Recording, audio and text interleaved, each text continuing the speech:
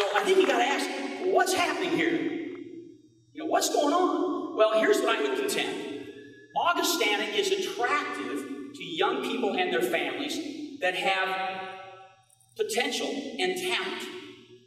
And so these young people come to our campus as 17, 18-year-olds, and for 4 years they're surrounded by faculty, staff, administrators, coaches that teach them and advise them and model for them and nurture them and encourage them and challenge them.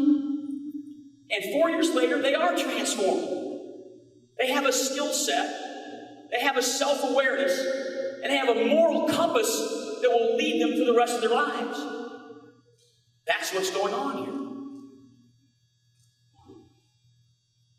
This is the largest and most important file in my office. It says why I coach. The first time I ever got a letter from a former player thanking me for the contribution I've made to his journey in life, I saved it. And I've saved every one since.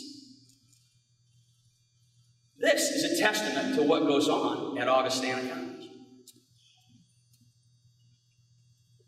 There are stories in here about guys that struggled in grad school and thought back to the Viking rule. No giving up. There's stories in here about guys that have collaborated with people in the workforce to do something greater than themselves, and they reflect on how it was because they learned what it meant to be a great teammate. There's a lot of stories in here about setbacks and challenges and personal and professional loss, and how lessons that they learned here help them move forward.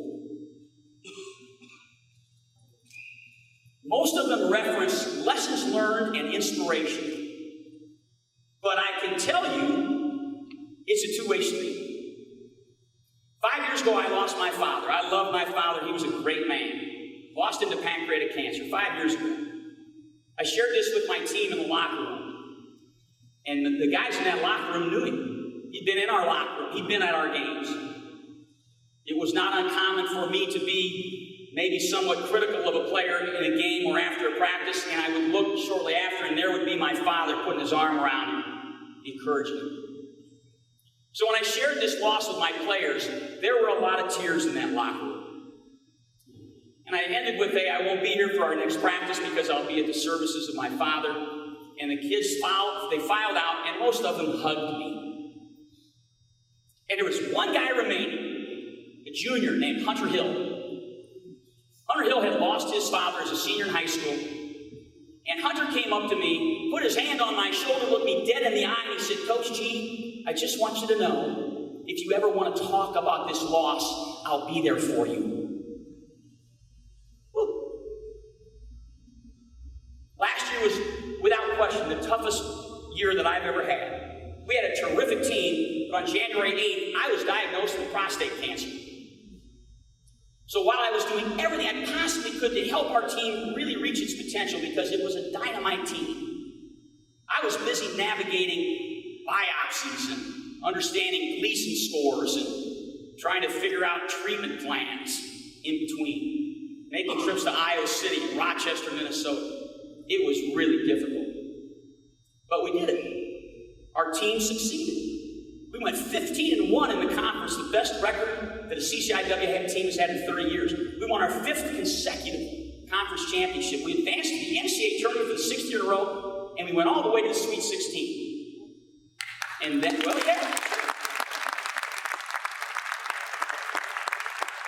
And then it ended. And I can tell you as a coach, when it ends, it is traumatic. Because when you're coaching, for 5 months, my foot's on the gas, my blinders are on, and I'm forging ahead with everything I've got, and then it ends. And you don't prepare for the end. I never prepare to fail. And then it's over.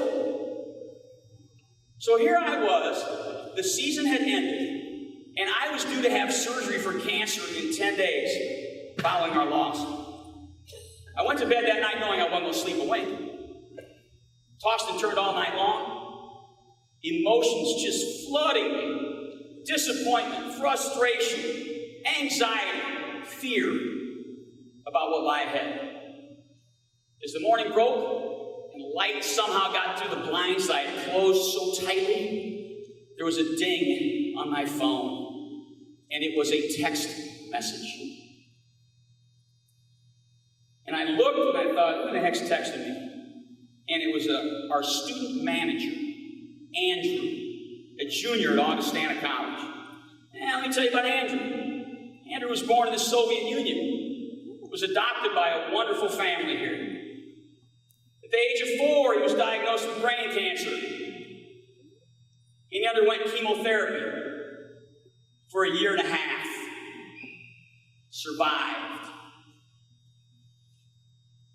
So I got this text message the day after our loss, 10 days out from surgery, and here's what it said.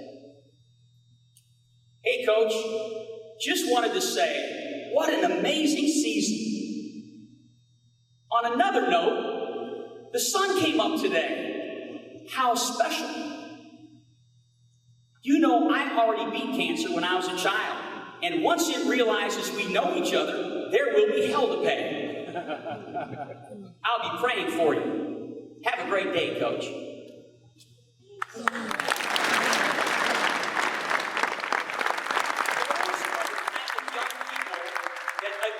Augustana College. I think that's why we're here.